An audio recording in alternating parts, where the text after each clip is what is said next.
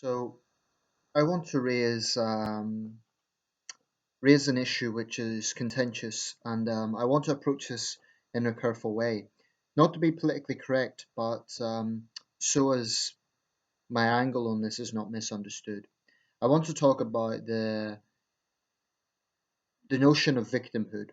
Now, this doesn't come from those who sort of embody this mentality, rather detractors, critics of this mentality, and it's something that is obvious, but it is also something that, like I say, is contentious. So let me just start on an opening premise, something that is true, something that we all know. In this world, there is injustice, there is unfairness, there is discrimination, and there is prejudice. Not a very optimistic tone, I know, but that's reality. The world is not a fair place. Now, of course, that doesn't mean that we shouldn't try to make it fair as individuals, as society, and to put pressure on governments to do so, legislators for that matter. So that as the opening premise, I think everyone can agree with that. The world is an unfair place.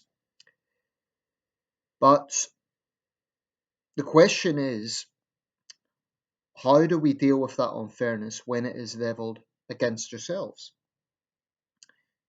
I think there is a big difference between someone who is genuinely fighting for their rights as a human being, their human rights or civil liberties, and their right to be themselves, to voice their opinion, to not be put in a corner. And that's something that is completely innate in human nature. That sort of liberty goes back millennia.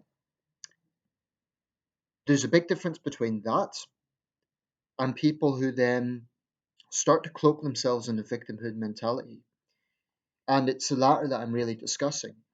Um, I'll be quite candid. I find it very difficult to have a pragmatic discussion with someone who interprets everything as an attack, or who starts from a point of victimhood.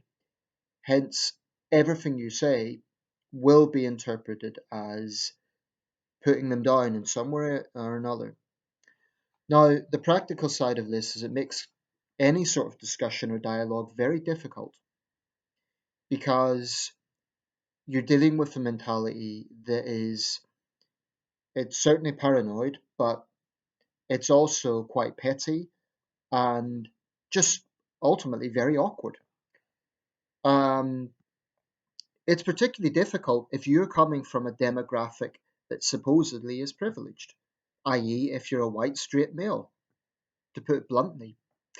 But this, is not something unique that white straight males experience.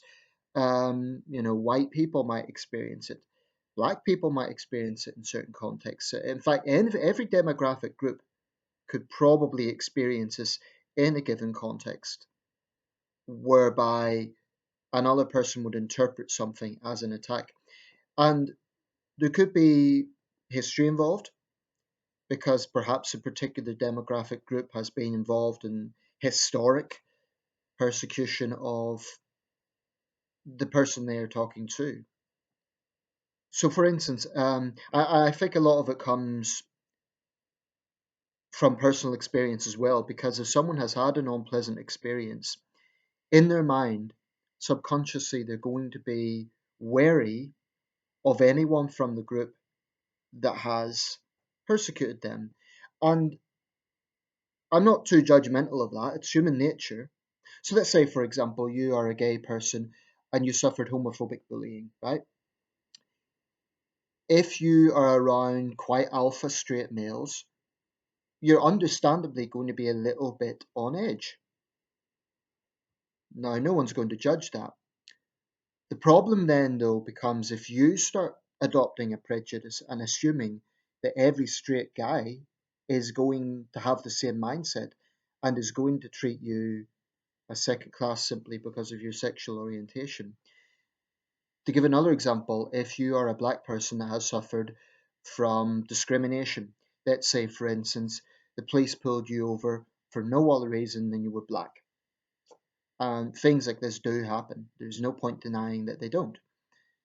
So you may then instinctively mistrust all white police officers, and you might extend that to mistrusting all white people because you might adopt the mentality, oh, well, they all condone it. I mean, these are very blunt examples, and I can give many, many others. If you're a white person, okay, just for, so that I'm consistent, let's say you're a white person and I don't know, you got attacked by a Hispanic gang. You may then adopt the mentality that all Hispanic guys are potential criminals. These are crude examples, but they are realistic examples.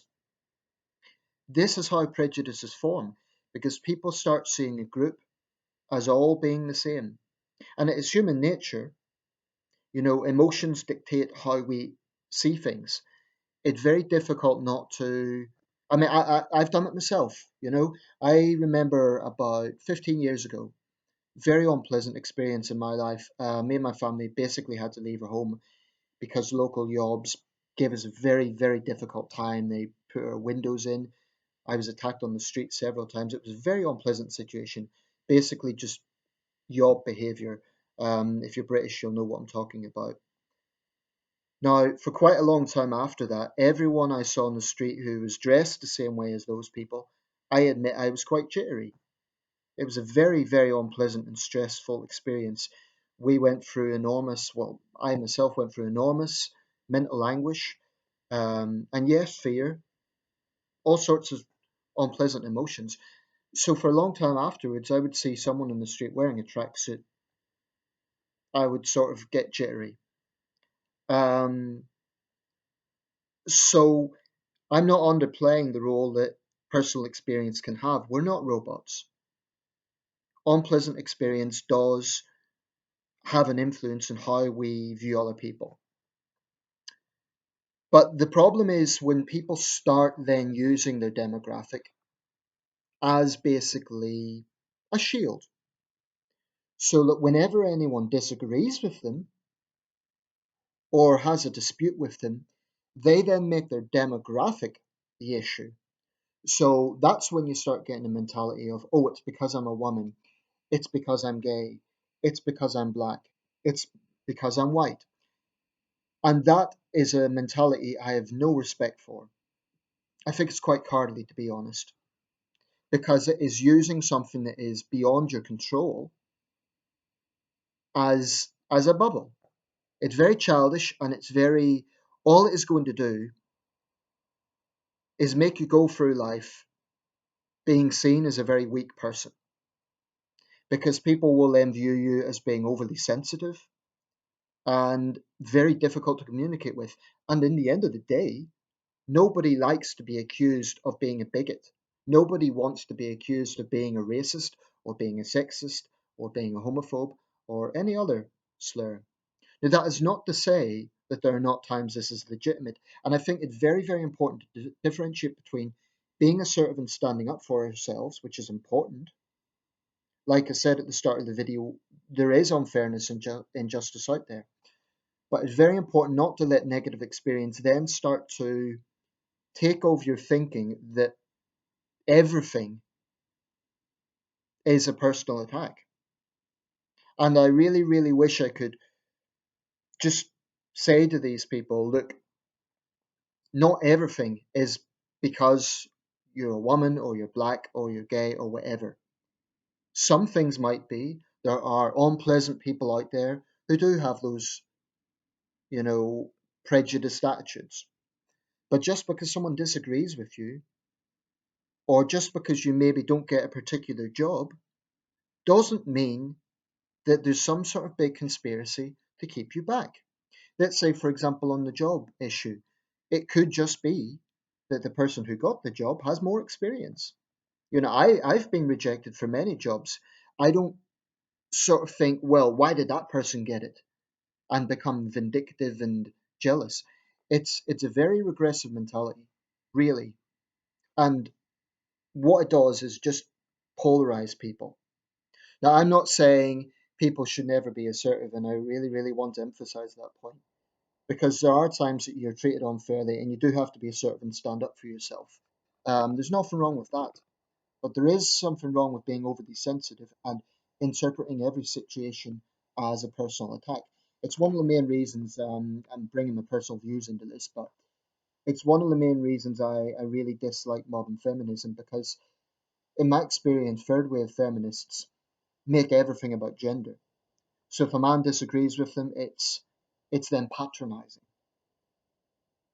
And basically, you put people in a position whereby no matter what they say, you will interpret that as an attack. Now, how can you expect to have any dialogue? Maybe that's it. Maybe these people don't want dialogue. They just want to wallow in self pity, and that is something that, for me, warrants no respect. Now, this is very different from knowing that you have been a victim of prejudice with clear cut evidence that that is the case, and being assertive and standing up for yourself. But you see this in sometimes in public life as well. It's one thing I observe about the acting industry. And again, this is my personal views, you don't have to agree. But I find a lot of actors, I'm not going to say everyone, but a lot of actors seem to have, maybe it comes from acting, because the whole point of acting is drama.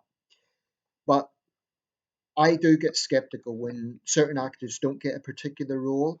Then they say, "Oh, it's because I'm a woman or because I'm an ethnic minority." Now, okay, I'm in politically incorrect territory here, but I've had these debates recently, and there's also contradictions coming out. You cannot, on one hand, say that, for example, minority actors aren't getting enough roles, but then say, oh, well, it's cultural appropriation if white actors get those roles.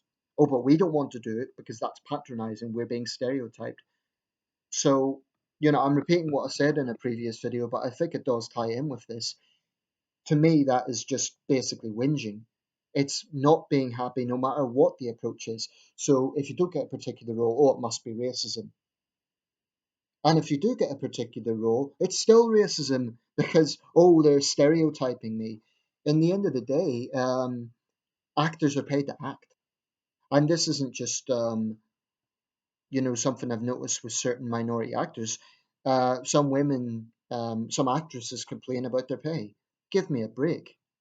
Pass me the pass me the violins as I weep for multimillionaires whinging about their pay. Um, that sort of thing just doesn't go down well with people who, in some cases, are struggling to get by and who don't whinge about their lot. In the end of the day, everybody has personal responsibility, and you cannot blame every problem you face on some big conspiracy to keep you down. You just can't. If there is clear evidence that something is going on, if there is clear evidence that you are being discriminated against, that is a different matter. But I think in most liberal democracies today, there is very strong legislation in place that specifically makes it illegal to discriminate. Certainly, that's the case in Britain. In Britain, it is illegal to discriminate against someone on the basis of their sex, their sexual orientation, or their ethnicity. And that's a fact. Now, does that mean it never happens? No. But it does mean that in many cases where people claim that is the situation, I think you do have to question, well, is that really what is going on, or is this person just pissed that they didn't get the job or the role or whatever? Um, wallowing in self pity is not an attractive quality in anybody. And life can be hard. I get it. And I do think that we should be compassionate as human beings. We should, look out for others. So please don't think my message with this is let's, everyone in it for themselves. Definitely not. In fact, if anything, the message is the opposite. Because by endorsing self pity, by having this victimhood narrative and mentality, that's actually selfish. That isn't utilitarian, that's selfish. So the need for compassion must also extend to, yes, looking at individual responsibility, but also, standing up for people when there has been a clear case of prejudice. But I honestly think that that is less of an issue today than it was in the past. People might say, oh, what would you know? You're a straight white guy. Okay, put it this way, I've been a minority as well. I've grown up in the northeast of England. I'm from Northern Ireland originally. In my life, I've had to put up with people making jokes about me being an IRA terrorist. I've had to, hear all sorts of questions about my background, etc. And yes, at times it's been irritating. But I cannot go around with the mentality that I come from the least populous of the four home nations, therefore I'm a victim. I'm not going to do that. In the end of the day, everybody has individual worth and potential. You cannot use your demographic as an excuse. You just can't. And I respect people who think beyond that. You know, I remember the newsreader Trevor McDonald once. I think he was semi-joking, but he was asked had he ever experienced discrimination. He's Trinidadian by origin, so he's a black guy. Um, he said, "Yeah, because I'm from Glasgow." So people, some people might expect, yes, I've experienced discrimination because I'm a black man.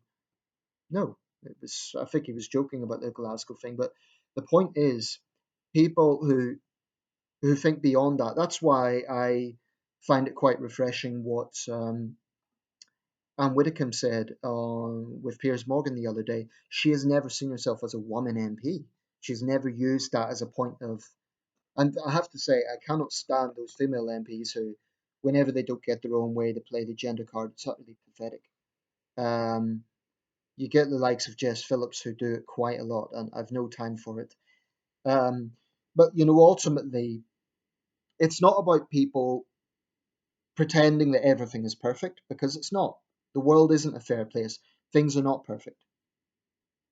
But by and large, certainly in Western liberal democracies, there is actually far less discrimination today than there was in the past. Now, if this was the 1970s, there would be a lot more basis for that because there was definitely deeply entrenched racism. For example, in Britain at that time, nightclubs would openly have signs saying no blacks, no Irish. So definitely there is a context for discrimination. Um, and needless to say, 100 years ago, women did not have equal rights in terms of the vote and in terms of property ownership, etc. So I'm not pretending that everything has been perfect. Far from it. All I'm saying is you cannot use a demographic to get your own way. That is cynical. That is, it's actually cheating yourself ultimately because you're using something that's beyond your control rather than using your own self worth, your own identity. So, my message to people would be if you identify solely by your skin pigmentation or your gender or your sexual orientation, I feel sorry for you because it makes me think, well, you must be quite a boring person. Have you nothing else to offer? This video might well be provocative, and it should be. It should get people thinking because this is something that I see quite a lot. Finally, summed up, by no means am I saying people don't defend yourself. If someone is treating you unfairly, you have every right to defend yourself, and I think that's a good thing. I would always encourage it. But don't wallow in self pity and a victimhood mindset where you try to find some sort of sinister reason why you haven't got a job or you haven't done this or that or whatever. Don't blame other people. Take some responsibility. That's all I would say.